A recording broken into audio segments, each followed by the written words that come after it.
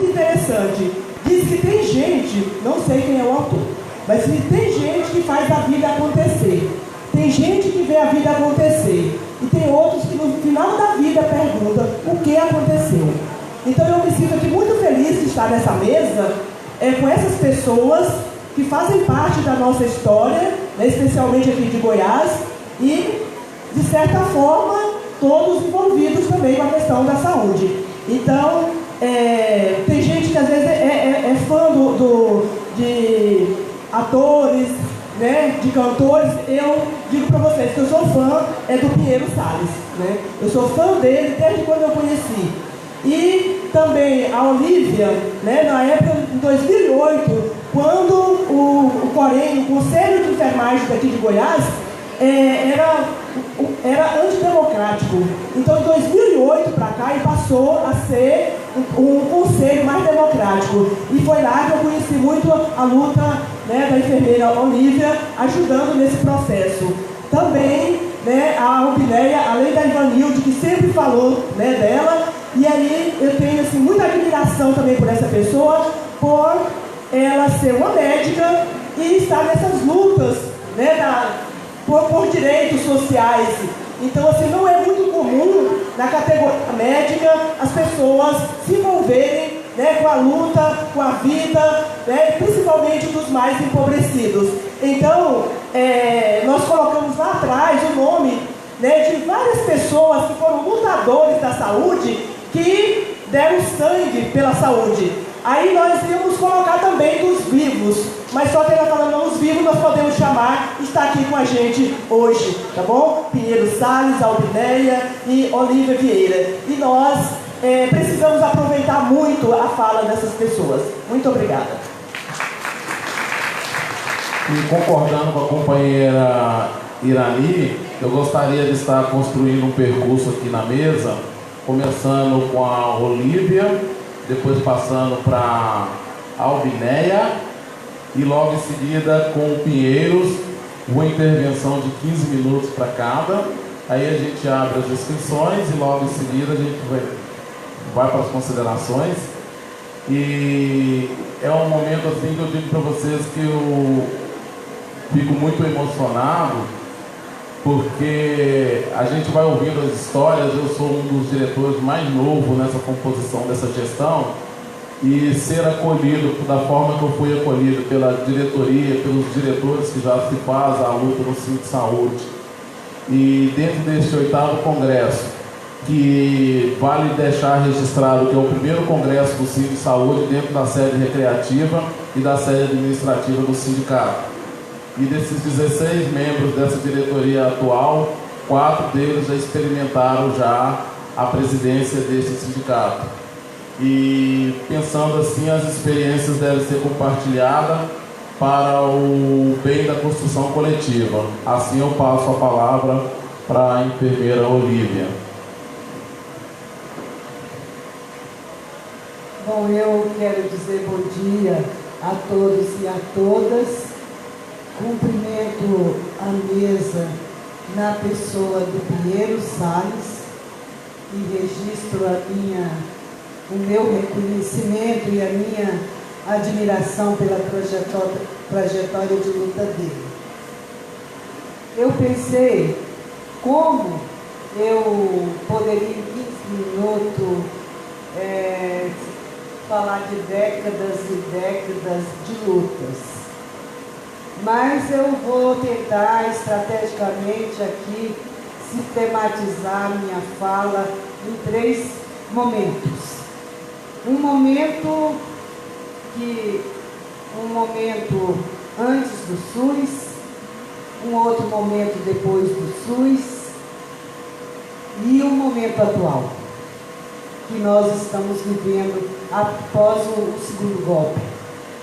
Então eu queria dizer que eu ingressei enquanto trabalhadora da saúde em 74, por meio de concurso público no Hospital Geral de Goiânia, e o concurso foi realizado pelo DASP para o INPEX.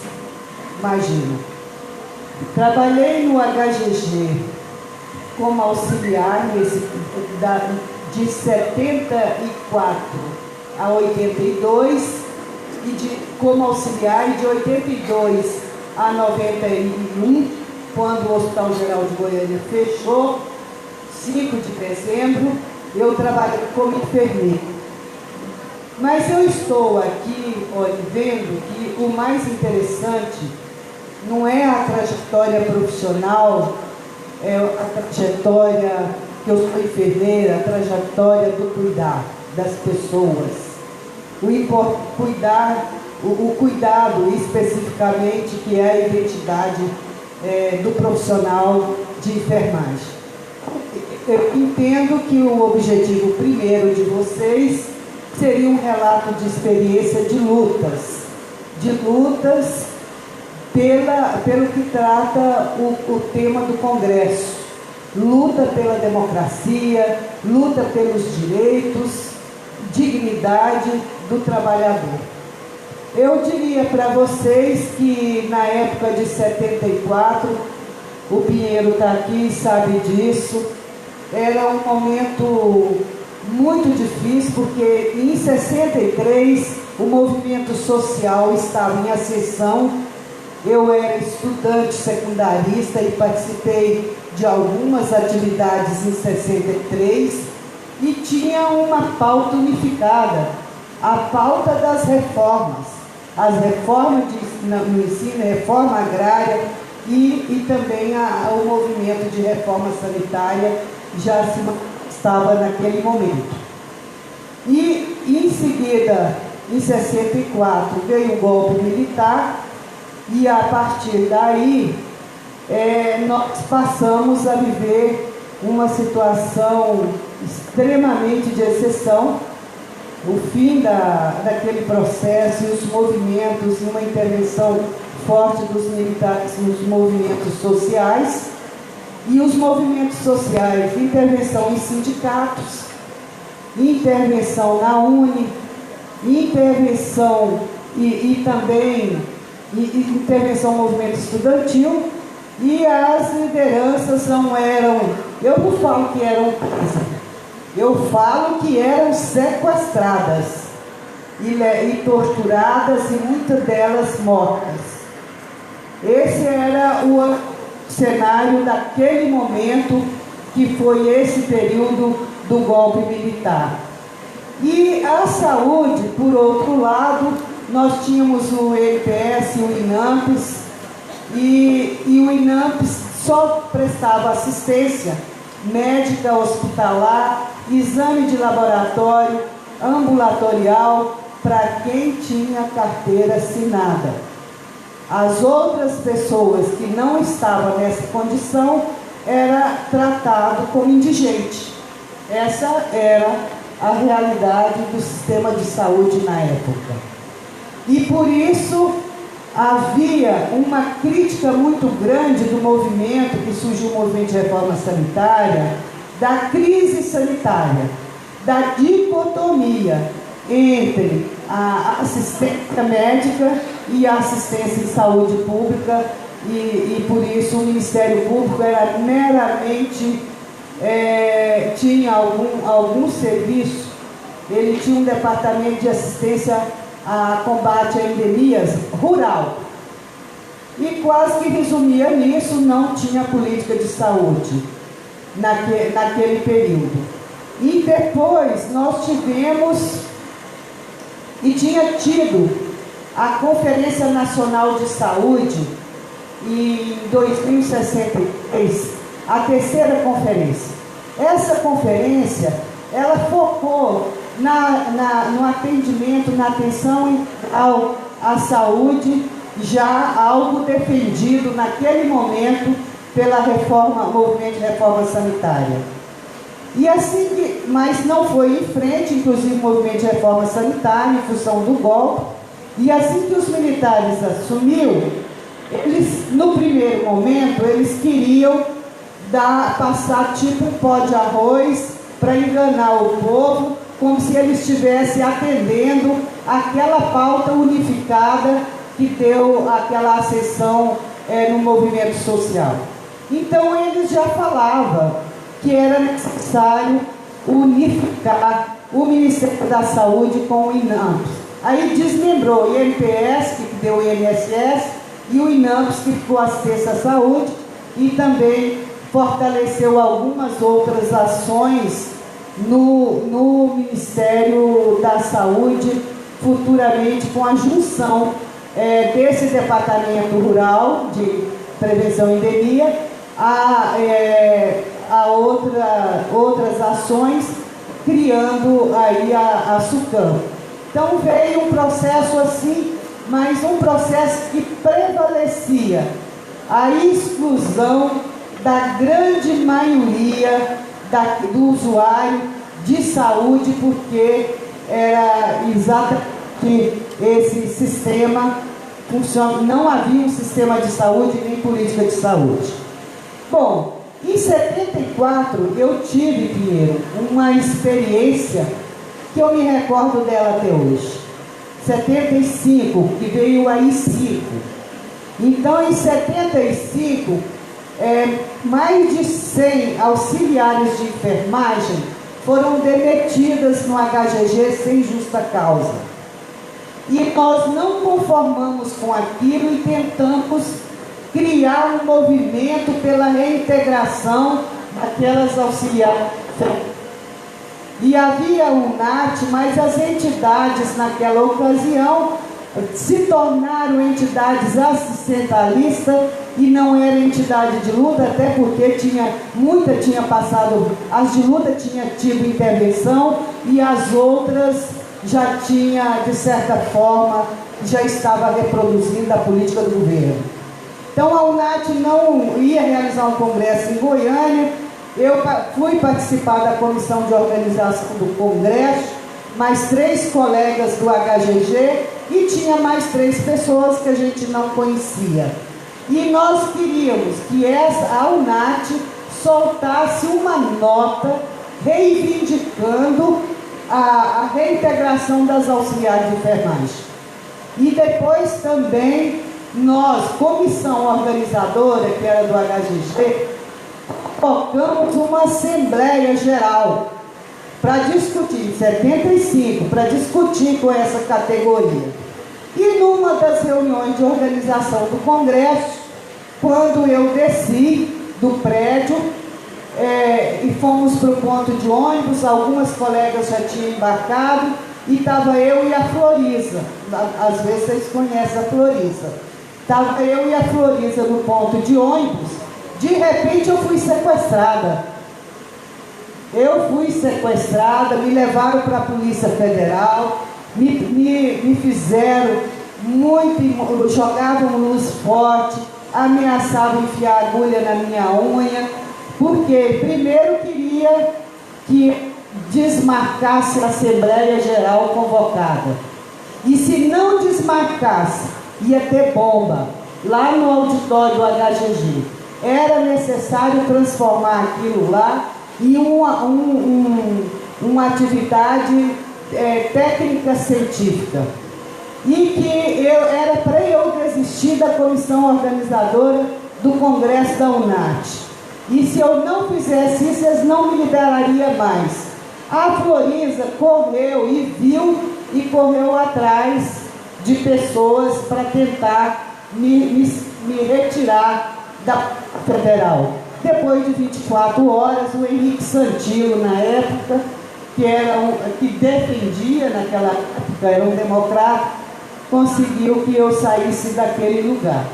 Isso ficou muito marcado, e ficou marcado também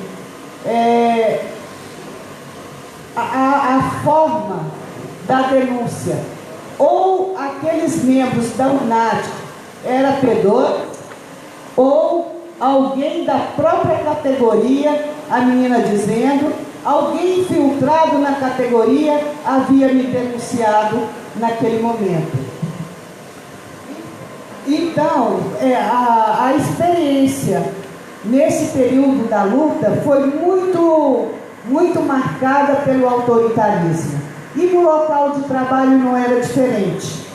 No HGG nós sofríamos autoritarismo das chefias, autoritarismo do domínio do saber, do poder do saber médico.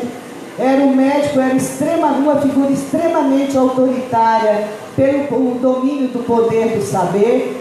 A equipe não trabalhava uma equipe multidisciplinar, era a enfermagem, o auxiliar, e a grande maioria o atendente no serviço público, denominado auxiliar de serviços diversos, que fazia a enfermagem. E era duplamente explorado os atendentes, porque era explorado, porque eram colocados para fazer uma atividade que não tinha sido preparado, e além do mais era explorado porque ganhavam muito, muito mal. Então a jornada era excessiva, de 40 a 44 horas, e a relação tinha um assistente social e não havia outros profissionais, não havia psicólogo, não havia, a equipe de saúde se resumia nisso, não tinha um atendimento assim. Bom, mas depois nós fomos avançando um pouco mais, e assim como a greve do ABC paulista foi um marco e um referencial a nível nacional para a organização do movimento sindical, aqui foi a greve da OSEGO. A greve da OSEGO foi uma greve organizada pelos próprios trabalhadores. Eles queriam receber salário atrasado, melhoria de condições de trabalho. Houve uma negociação, o governo, o secretário de saúde promoveu, e o secretário de saúde comprometeu de pagar parcelado. Chegou a primeira nada, nova assembleia, 3 dias de prazo para o governo pagar. Se não pagasse, voltava a greve, voltou a greve, e a greve durou quase um ano.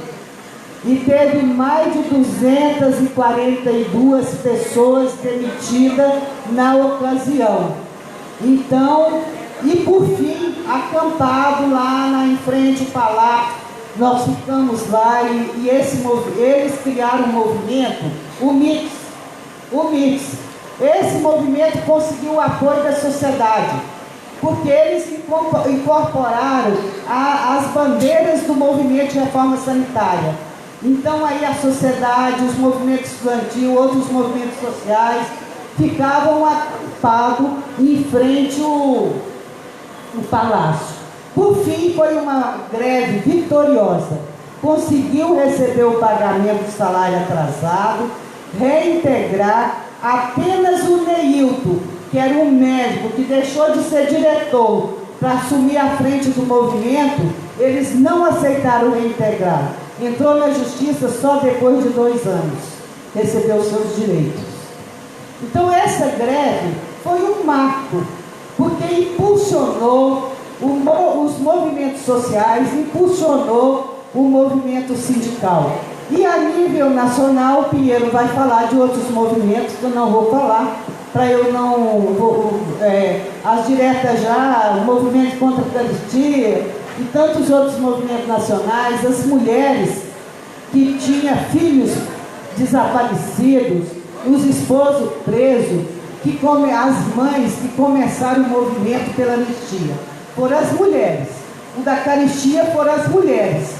As mulheres jogaram papel fundamental nesse processo dessa luta.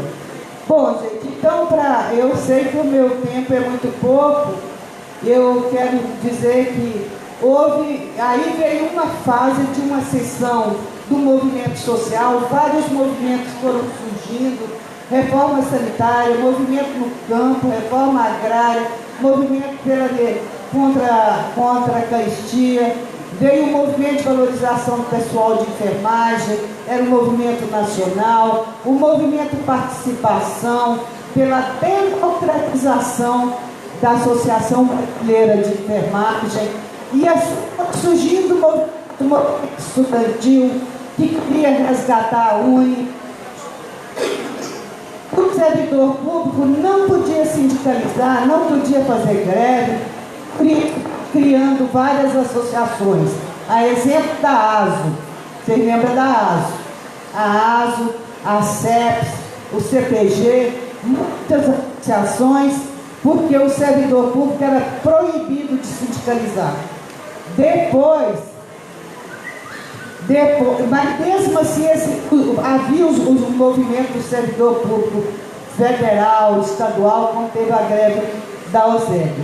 Houve um processo nacional de reestruturação do movimento sindical.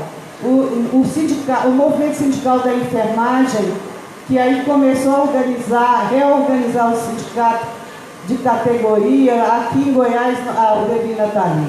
A Devina, você faz parte do museu ambulante. Você faz parte do museu ambulante.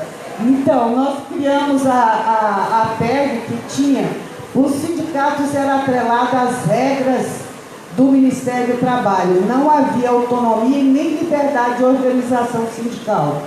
Nós decidimos seguir as regras do Ministério do Trabalho, criamos a PEG, a Associação Pré-Sindical, e depois transformou no CIEB.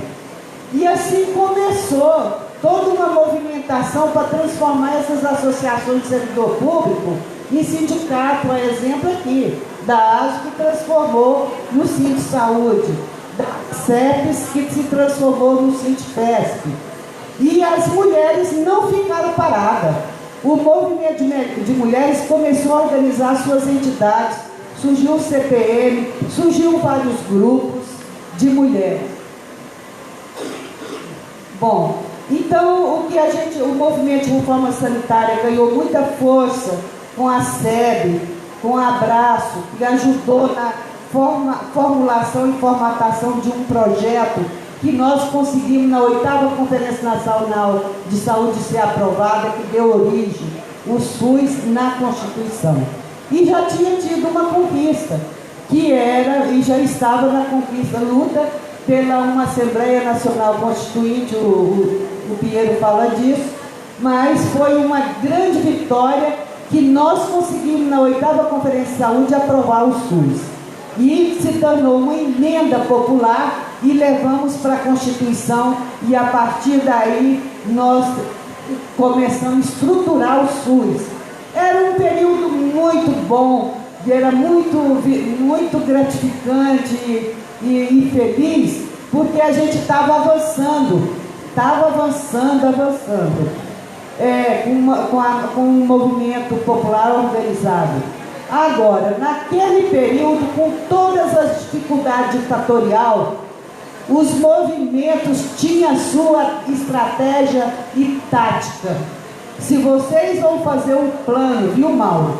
Pensa em ter estratégia e tática, porque ninguém vai para frente se não tiver um plano. O movimento de reforma sanitária, ele sabia que ele tinha que trabalhar a formação, porque a universidade era o modelo hospital-centro.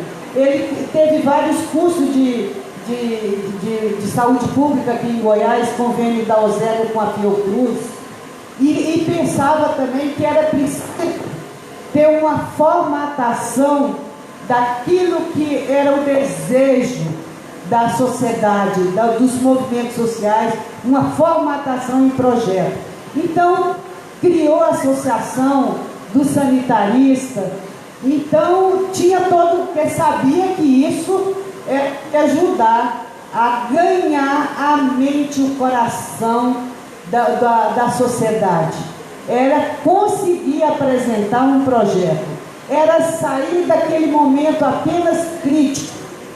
Porque antes o movimento de reforma sanitária era crise sanitária e ponto. Crise sanitária e ponto.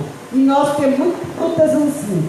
A gente fica só na crítica, no diagnóstico, e não apresenta nenhum projeto de perspectiva. E o movimento sanitário, ele apresentou um projeto de perspectiva para a saúde. Daí, da Constituição, foi uma evolução, porque todo mundo queria correr contra o tempo para poder se reorganizar o sindicato, movimento estudantil. Aí e o próprio SUS, as leis orgânicas do município, de cada município sobre a saúde, e implantar o SUS, na verdade, todo mundo queria se transformar o SUS em algo concreto. Olha, gente, eu digo uma coisa para vocês. Até o golpe da Dilma, eu era uma mulher extremamente realizada. Porque eu via que as bandeiras de luta de 63, 74, de tantos anos, estavam concretizando. O SUS, com todas as suas dificuldades, avançava. As universidades, que muita faculdade era bandeira de luta do movimento estudantil, se transformava em realidade. Diminuía a pobreza, que era algo muito questionado pelo movimento de reforma sanitária, pelos outros movimentos sociais. O mapa da fome reduzia. Então, sinceramente, eu era uma mulher que eu estava preparada para morrer, porque eu via que muitas e muitas bandeiras de lutas nós havíamos conquistado. Já vou concluir. Mas hoje, depois do golpe da Dilma, depois do Temer, e agora com esse imbecil do Bolsonaro, olha, o Bolsonaro não me representa. Eu, como pessoa, não reconheço o processo eleitoral que elegeu o Bolsonaro. Porque é um processo eleitoral marcado pela mentira e que tirou do páreo a pessoa que estava na frente em todas as pesquisas. Eu não estou falando por organização nenhuma, estou falando por mim. Eu não reconheço esse processo eleitoral que levou esse consequente miliciano para o poder, e que nós estamos vivendo essa situação de hoje, que todos os dias é um direito de trabalhador que aqui é um direito do povo. Ele não está governando para o povo brasileiro, está governando para os milicianos, está governando para o mercado, os mais ricos, e o povo está ficando sem saúde, sem educação, e nós, os trabalhadores, sem os seus direitos e sem o direito de aposentar no futuro. Então, concluindo aqui, eu quero dizer que o momento não me deixa confortável. Eu posso não ser a Olívia de 13 anos. Eu posso não ser a Olívia de 19 anos, a Olívia de 20 anos. Eu não sou mais essa Olívia desse tempo, mas eu confesso que a minha mente e o meu coração é a Olívia de 13 anos. Eu posso não ter físico para reagir, mas eu vou reagir do modo que eu posso, e eu acho que, antes de tudo, nós precisamos nos reorganizar, como já foi dito aqui. Nós precisamos de um sistema de comunicação para poder enfrentar as mentiras diariamente que circulam, e temos que ir enfrentar essa situação hoje de retrocesso que nós estamos vivendo no Brasil. Dentro das minhas limitações físicas, eu estou na luta.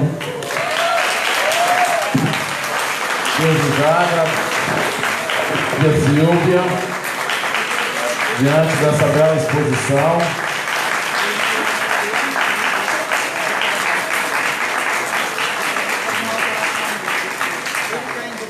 e conto com a colaboração da plenária, porque é um momento tão difícil você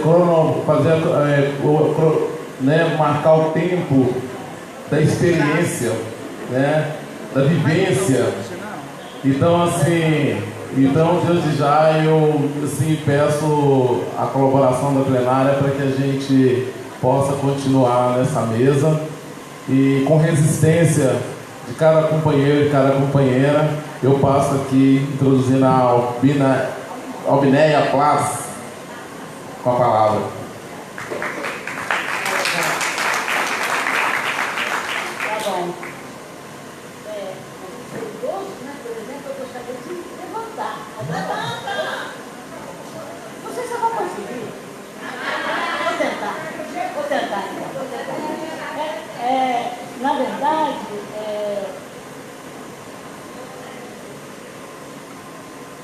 eu comecei a pensar. Tá, desculpa. Tá. O Luiz Barros me deu uma coisa importante. Ele fez a pergunta na mesa antiga: como contribuir? E é isso que nós estamos até conversando antes, não é? Como contribuir depois de décadas de confusão? É confusão. É confusão.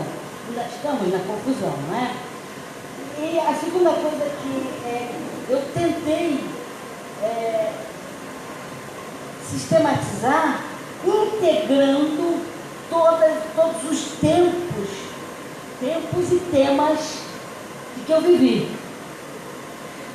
Não vou conseguir fazer isso como a Olivia falando à vontade. Foi tempo. A gente perdeu, a gente perde a capacidade depois de algumas perrengues que a gente tem. Então eu vou tentar ler e quando acabar aí eu paro. É o jeito, entendeu? Como eu escrevi, pode deixar pro congresso que eu escrevi, tá? Então lá vou eu. Paz e bem.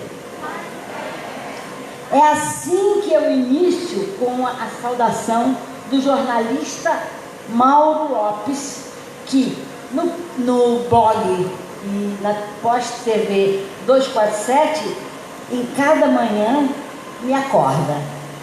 Paz e bem. Nesse momento de confusão. Agora, agradeço o convite para participar do 8º Congresso do Sindicato dos Trabalhadores e Trabalhadoras do Sistema Único do Estado de Goiás, Saúde. É um prazer estar numa comunidade que me acolhe, que respeito, que admiro e na qual me integro como trabalhador. Uma comunidade que luta por democracia, direitos sociais e dignidade para todos e todas os trabalhadores do Sistema Único de Saúde. Que bom a oportunidade de estar com Olivia Pinheiro. Não, isso foi sensacional esse negócio. Aliás, só por isso que eu vim. É porque a gente vai achando que já está fora, né?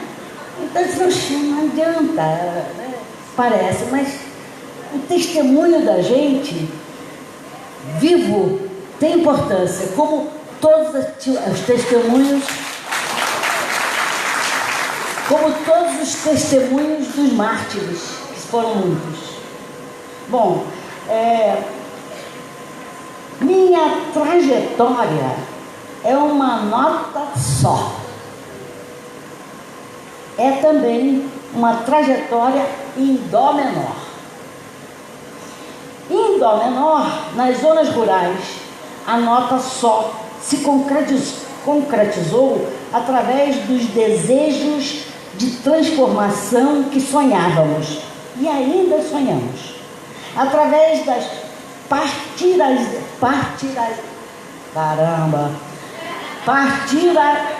virar partido. Obrigada. As escolhas feitas dos amigos e das animações que nos encoraja entre as teimosias de sempre. Uma trilha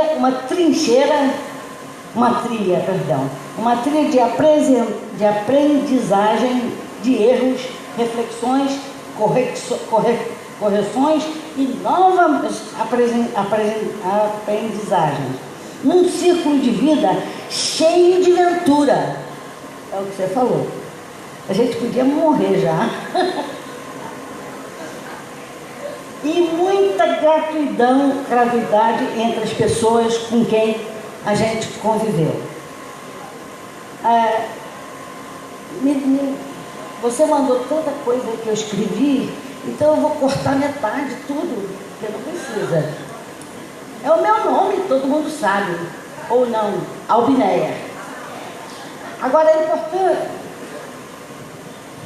tem uma coisa importante, eu nasci em 1945, eu nasci com paz, não teve mais absolutamente guerra explícita, mentira, a guerra conhece até hoje.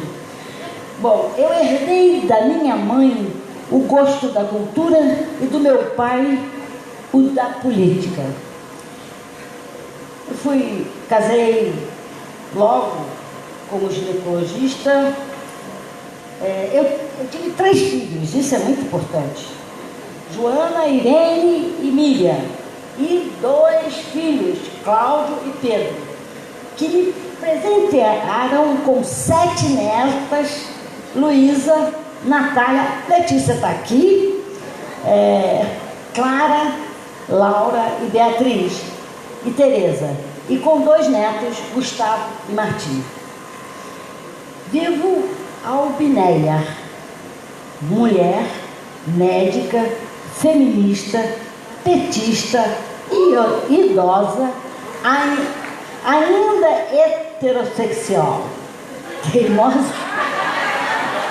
teimosamente há 61 anos, com a mesma cumplicidade nas aventuras e caminhadas com meu marido, com muitos companheiros e companheiras e alguns queridos amigos e amigas do peito que me cercam e cuidam. Mais de 50 anos nas veredas do direito à saúde e educação popular, comprometida com a defesa e construção da cidadania entre comunidades mais pobres e injustificadas. Está vendo? Em 1964 a 75, foram 20 anos de tempos de medos, torturas, desaparecimentos, exílios e de muitas resistências, lutas e aprendizado. O direito da saúde foi a trincheira para a chegada do SUS, legitimado na Constituição Nacional, de 1988. Vou cortar um pouquinho, mas vou só esse pedacinho. Nasci em Campo Grande, zona rural do município de Rio de Janeiro, e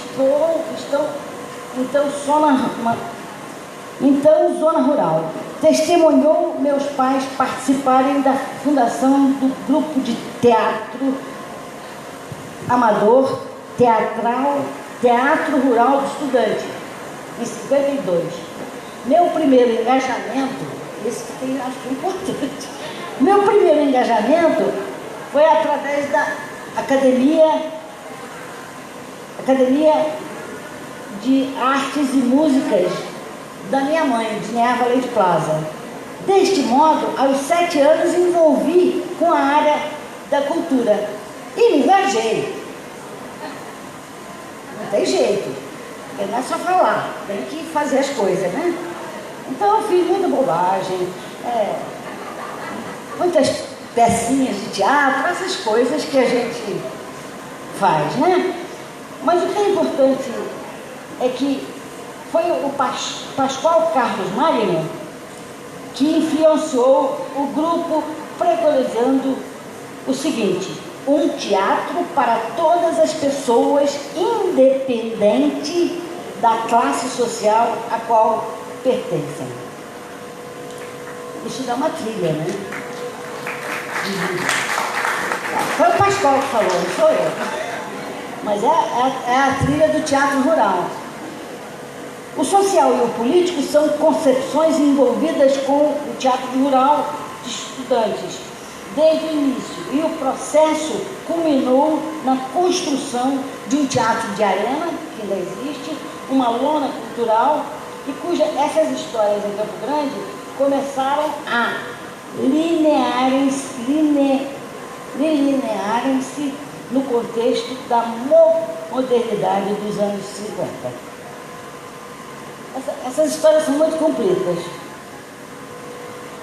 Em 66, o Centro Popular de Cultura da Universidade dos Estudantes da UNE, no Rio de Janeiro, criou e divulgou uma arte popular revolucionária através dos seus núcleos, que aconteceu que em abril de 64 a sede da UNE foi incendiada e todos os clubes, todos os núcleos foram fechados no Brasil, e tinha em todos os Estados Unidos. Bom, a medicina, o movimento estudantil e a política. Fui a primeira pessoa da família a frequentar o ensino superior. Graduei em medicina na Faculdade de Ciências Médicas da Universidade Estadual do Rio de Janeiro. A vivência na faculdade, entre 64 e 69, foi privilegiada. Enfrentei desafios difíceis para uma inexperiente que se assumiu representante da turma. Num contexto de golpe instaurado no regime militar com a ditadura que durou até 88. Naquele ano, o Centro Acadêmico CASAF acabou com o trote. Isso muda culturalmente.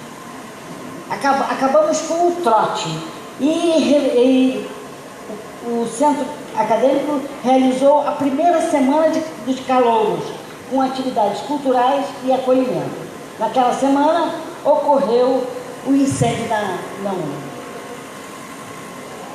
Tá certo isso aqui? Tá. A representação da turma e participação cineclube. Acabou? Muito obrigada. A biblioteca Manuel Abreu, os jogos de totó e as discussões políticas foram caminhos de envolvimento com a luta do movimento estudantil contra a ditadura e iniciou o aprendizado da autonomia, discernimento e cidadania. A gente não aprende isso assim, né? A gente vai construindo no nosso coração. Bom, na edição chamada no boletim número 0, ano 2, de 66, no artigo Mundo Fechado, Mundo Aberto, Gil Santini Pinto preconizou o seguinte: a necessidade da crítica à Faculdade de Ciências Médicas como instituição de ensino e chama atenção sobre a pobreza cultural na universidade, que ela nada mais seria do que fruto de uma péssima situação econômica. Bom, o debate sobre o tema currículo está faltando muito, hein? Eu não dei conta. A gente não eu tinha feito aqui para olhar, mas não fiz. O debate sobre, para terminar, né? O debate sobre o tema currículo da faculdade ensejou a formação de uma comissão de currículo. E, ainda como estudante, a gente fez uma pesquisa. E os resultados dessa pesquisa, que foram os seguintes: resultados do inquérito aplicativo aplicado aos alunos da Faculdade de Ciências Médicas do 2º a 6º ano atuais, sobre o ensino nesta faculdade. Aí chegamos 67. E no ano seguinte, quando esse inquérito terminou, o pessoal a turminha de calouro, de 68, ajudou a fazer baitas murais com essa pesquisa. Isso tem uma confusão na faculdade, vocês podem fazer. Porque os professores... isso na pesquisa, isso não tem sentido, e não sei o que, essas coisas. Bom, na verdade, no mesmo semestre que estava esse embrulho fervendo, o semestre iniciou com as disputas, com essas disputas sobre o inquérito e com a trágica morte de Edson Luiz de Lima Souto, no restaurante do Calabouço. E mais tarde, em outubro, morreu Luiz Paulo da Cruz Nunes, que era aluno do 2º ano da faculdade. E ele morreu em frente ao hospital numa manifestação que a gente estava fazendo na rua. Foi um tiro de bala. Em 69, João Lopes Salgado, último presentente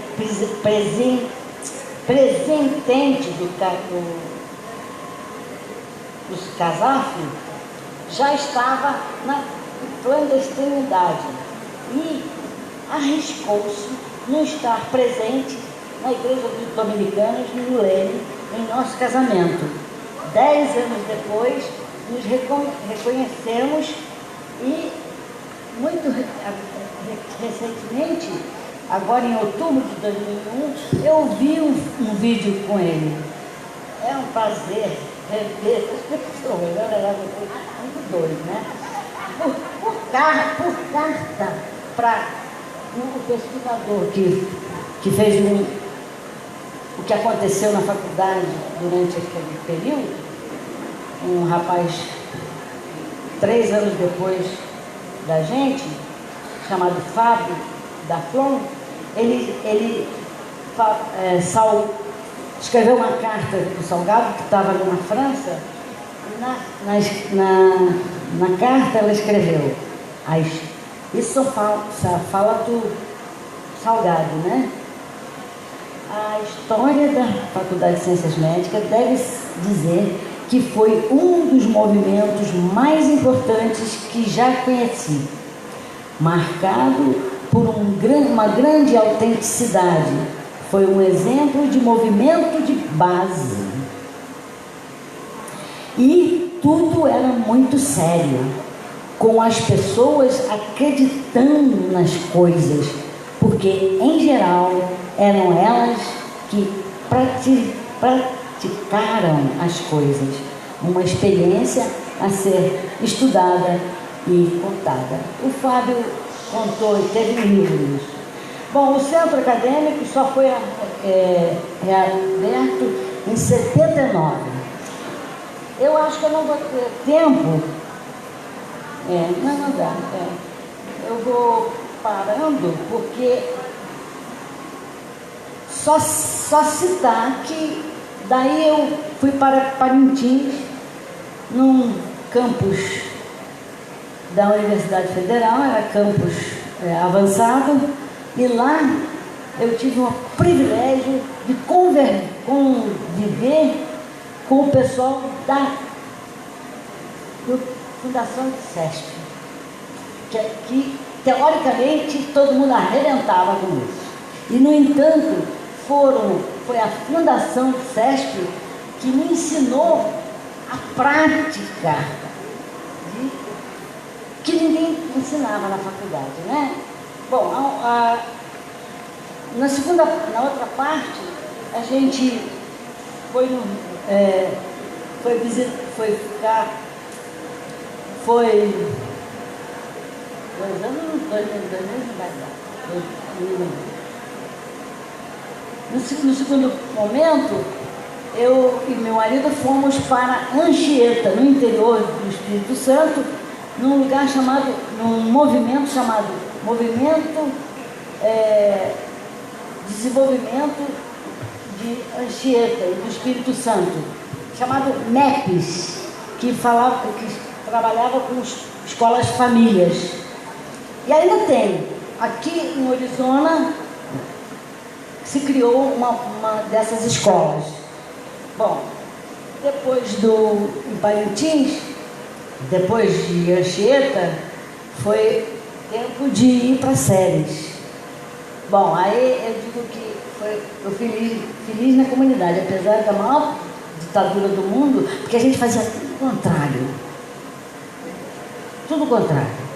Não era um embate direto, não. Mas era uma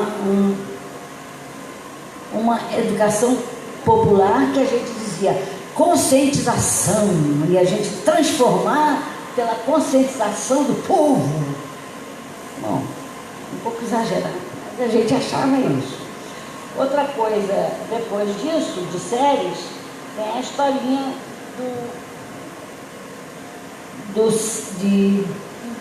de Abadiânia, onde foi a experiência de um silos. A gente conseguiu fazer um sistema local de saúde. Tudo ao contrário, assim, né? Sem embate direto. Tivemos até um problema grande em Séries, quando a gente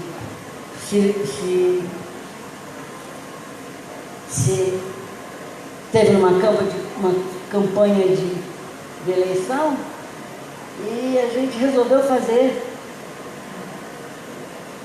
uma aliança com o PMDB e o PT. Nossa! Não! Mas a gente estava publicando, entendeu? A gente fez, já estava lá no município. O que ele podia fazer?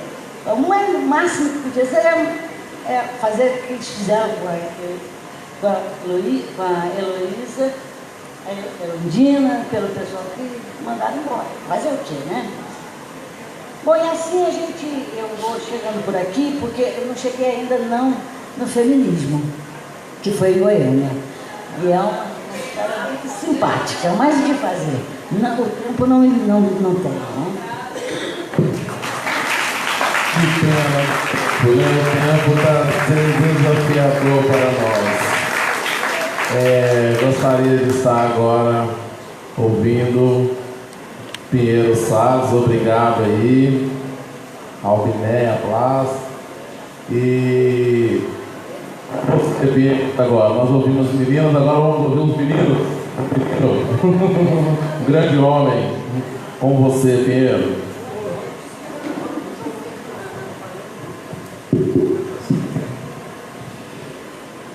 Estou preso à vida e olho os meus companheiros e companheiras. Estão taciturnos, mas nutrem grandes esperanças. Entre elas e eles, considero a enorme realidade. O presente é tão grande, não nos afastemos. Não nos afastemos nunca. Vamos de mãos dadas. Carlos Drummond de Andrade, mineiro, da minha terra, aliás, eu tenho muitas terras. Da terra do meu camarada Luiz, e para mim o maior poeta do Brasil, depois do menino Antônio de Castro Alves, que nasceu em 1847 e morreu em 1871, apenas com 24 anos de idade, e que dizia: Auriverde pendão da minha terra, que a brisa do Brasil beija e balança, estandarte que a luz do céu encerra, as promessas divinas da esperança. Mas antes que houvessem morto na batalha, que servires a um povo de mortalha, como está servindo neste momento. Companheiras e companheiros, quero saudar com muito carinho e, sobretudo, com muita confiança a Irani, meu companheiro Erivânio, a minha camarada Olívia e a minha imbatível companheira Albineia. E, sobretudo, saudar esse auditório formado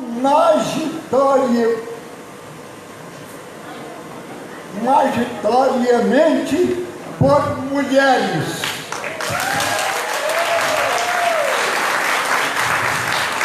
E as mulheres do Sim de Saúde, as mulheres e os homens, trabalhadoras e trabalhadores da saúde, estão à frente das nossas lutas e, sem qualquer dúvida, deixam-nos a tranquilidade de saber que esta luta não fenece.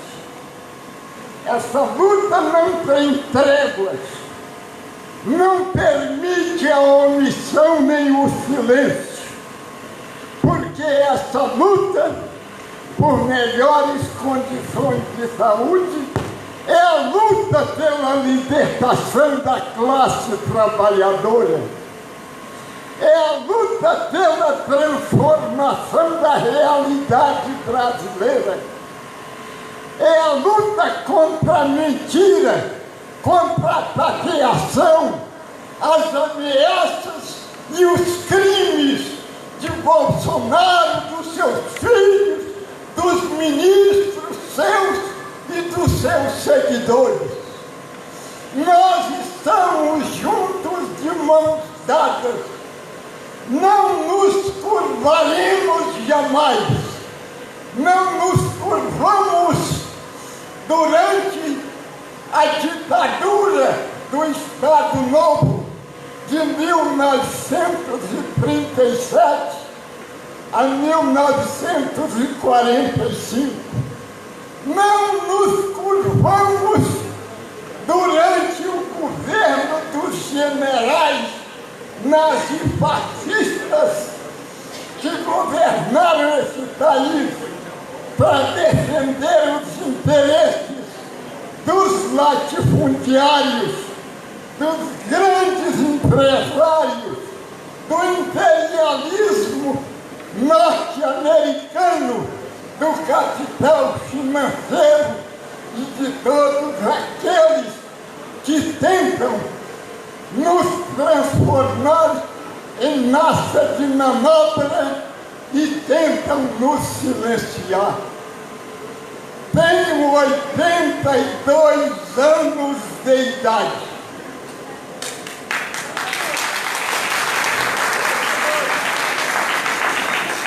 Desde os 15 anos que eu não me calo.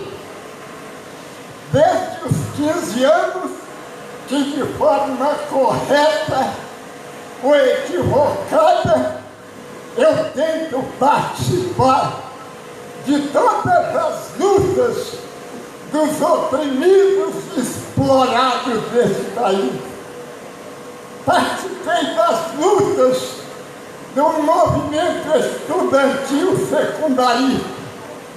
Participei de todas as lutas, no meu tempo, do movimento estudantil universitário.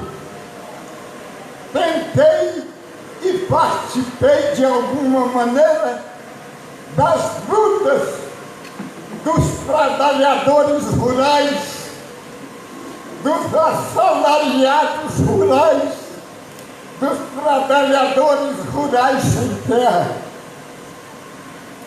Participei com armas na mão das lutas contra o governo nazi-fascista que nos oprimiu, assassinou e causou neste país cerca de 500 mortos e desaparecidos, sem contar os trabalhadores rurais e os integrantes dos povos indígenas que foram assassinados e ainda hoje são massacrados, desrespeitados por esse governo ilegítimo atual.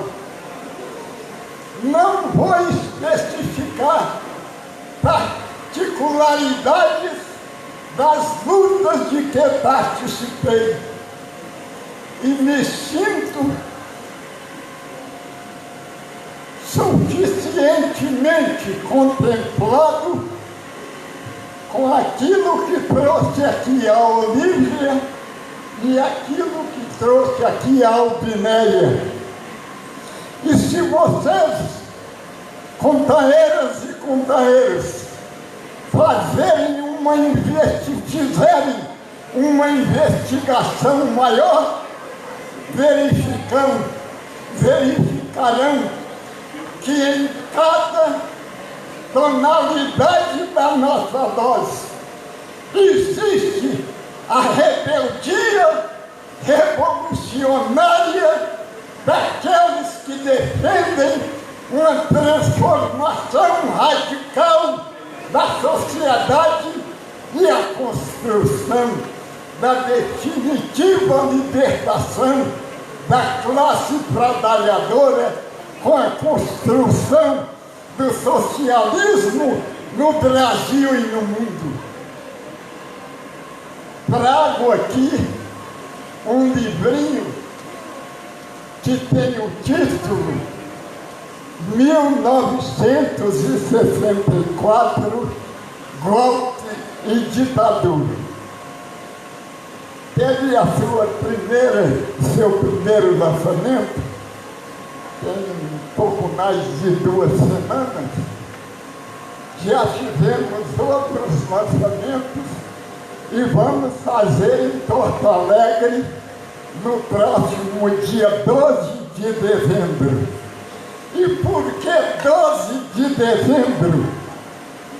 Porque contaeiras e contaeiros sobreviventes como eu decidiram marcar essa data, que foi a data em que fui sequestrado pelos militares, agentes do DOI-CODE e do DOPS, da Polícia Civil e Militar do Rio Grande do Sul. Sequestrado no bairro Menino Deus. Fiquei praticamente 2 anos sem conseguir caminhar. Tive as mandíbulas quebradas e falo com dificuldade. Tive os tendões do meu braço direito decepados, o tímpano do ouvido direito rompido, os dentes arrancados. Passei praticamente 2 anos sendo arrastado pelas pernas e pelos braços ao longo dos corredores da casa de terror, comandada pelo torturador Pedro Carlos Félix, transferido para São Paulo. Passei uma longa fase no DOI-CODE, sendo torturado pelo comandante e pelos seus comandados. E o comandante que diretamente participou do processo de tortura infligido a mim se chamava, faleceu, Carlos Alberto Brilhante Ustra, o herói glorioso do atual presidente da República. Saí 9 anos depois, e esse período de 9 anos, em 19 estabelecimentos,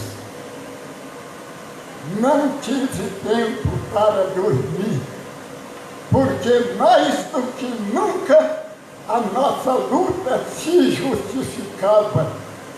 E com todos os companheiros que tive nas diversas celas do Rio Grande do Sul e de São Paulo, nós não nos curvamos em nenhum momento. E em 1975 conseguimos tirar da cadeia, embaixo da batina do Dom Paulo Evaristo Arnes, um documento que foi encaminhado ao presidente da OAB naquela ocasião. E já em 75 nós conseguimos apurar 233 agentes que nos torturaram. E a Comissão Nacional da Verdade, nomeada por Dilma Rousseff, não teve a autonomia que tiveram comissões da verdade em diversos outros países, no Chile, na Argentina e no Uruguai principalmente. Nesses países, os criminosos, aqueles que cometeram crimes contra a humanidade, morreram condenados à prisão perpétua, morreram nas celas onde foram julgados com justiça pelos crimes que eles cometeram.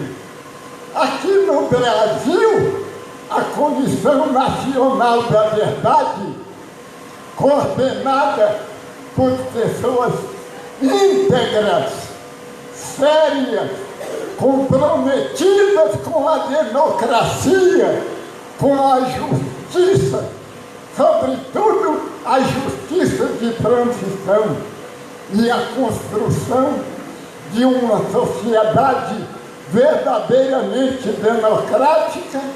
Esta Comissão Nacional da Verdade foi entregue à presidenta Dilma, que se emocionou no Palácio do Planalto, eu estava lá, que se emocionou, chorou e engavetou. Não cumpriu uma só recomendação das 29 que foram passadas para ela, para de fato efetivar nesse país a justiça de transição.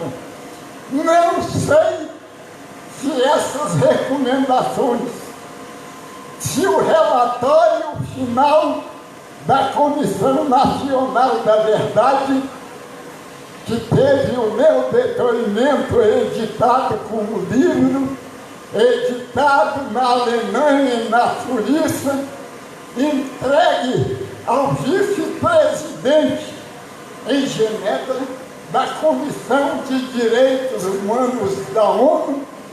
Este livro vou lançar também no dia 12 com em Porto Alegre.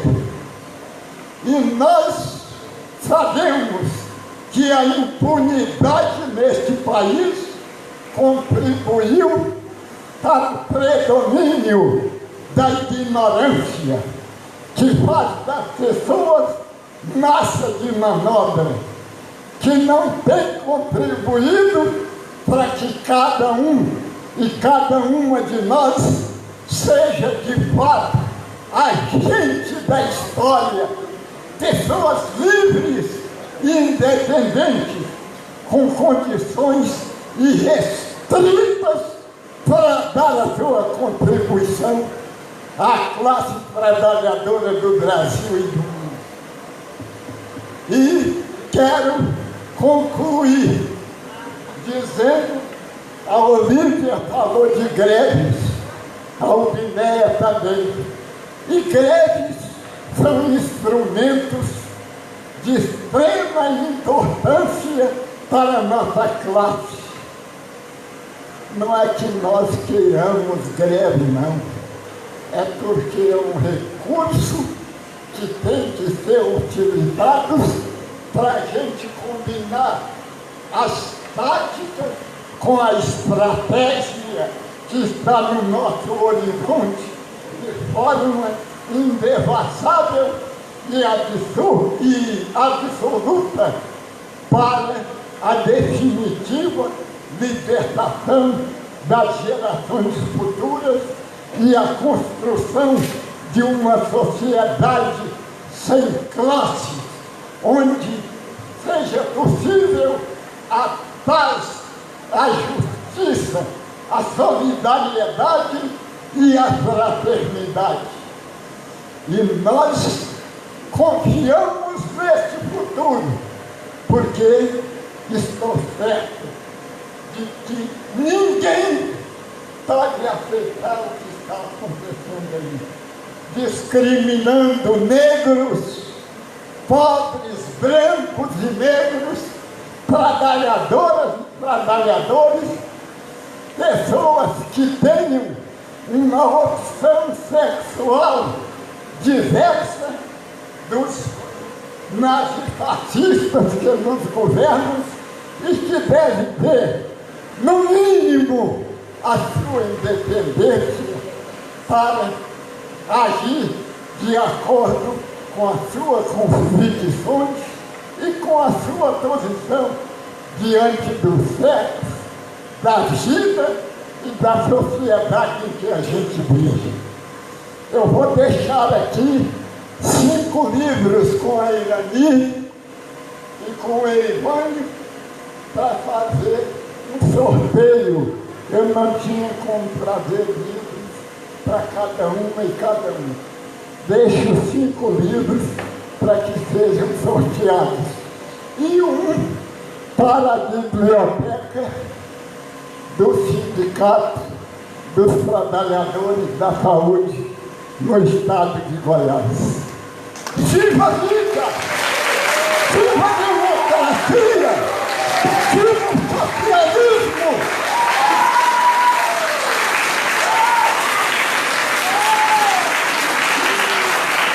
Ditadura nunca mais. Ditadura nunca mais. Ditadura nunca mais. Nunca mais. Companheiros e companheiras, gostaria neste momento de estar consultando o plenário em relação às distribuições das inscrições devido ao nosso horário. Ele avançou 13 horas e 24 minutos, nós temos que estar indo para o almoço. Então, assim, eu gostaria de estar consultando o plenário se há concordância de nós não abrir as inscrições e se há consenso, levanta os nossos crachá. E gostaria de estar dando 3 minutos para as considerações finais da mesa, né, para eles poderem, porque não, o tempo foi pouco. Oi?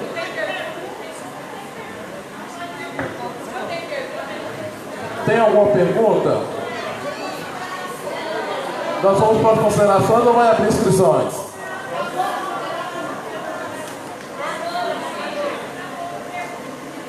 Ok.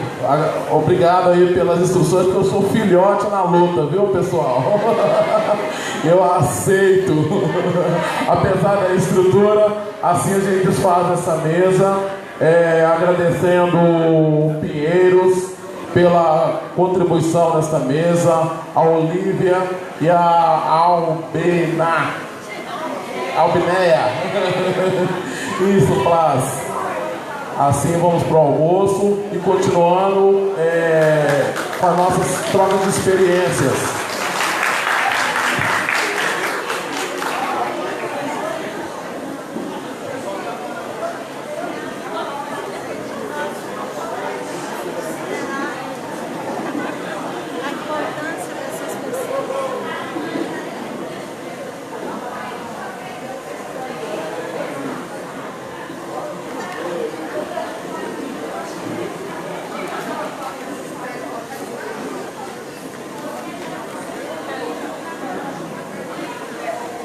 foram ontem pro Márcio Silva?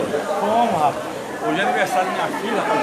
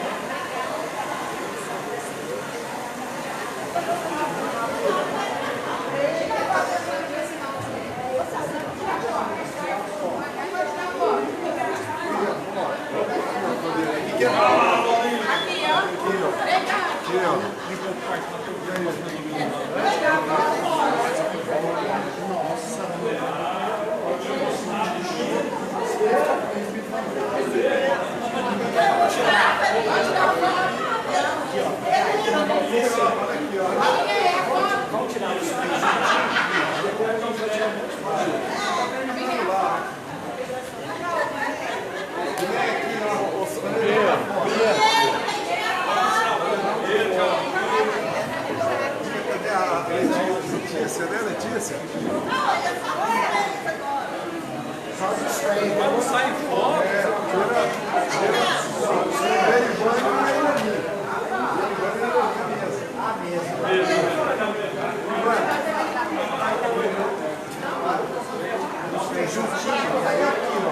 Olha lá, ó. Enquadramento aqui, eu sou orientador de enquadramento. Agora, ó, o fotógrafo tá aqui, ó. O fotógrafo aqui. Aquele, profissional. Chega pra cá, Ivan. Vem pra cá, ó. Pra cá, Ivan. É, o... Não, pra mim, calma. E passa na primeira, aproveita que o Gil tá aqui. Ó, vamos lá. Olha pra cá. Ó. Cadê, ó? 1, 2, 3. Aqui, ó. Aqui, ó. 1, 2, 3. Sorria. Mais uma.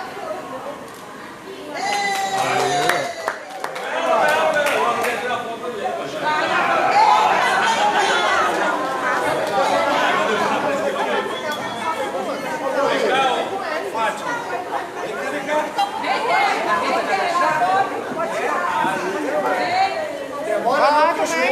Come.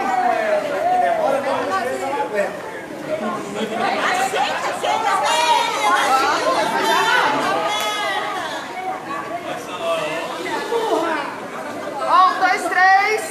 Todo mundo aqui, 1, 2, 3.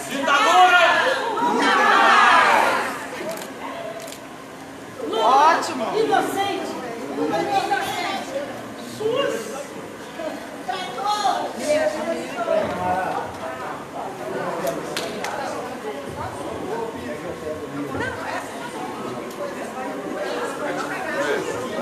Eu vou levar o livro escuro.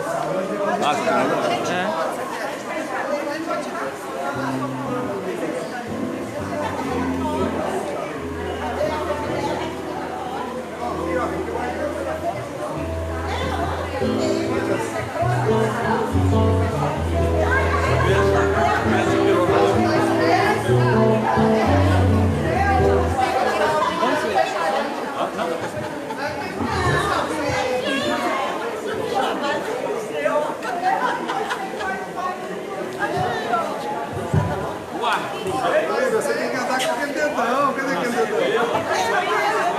Vamos fazer ele fazer.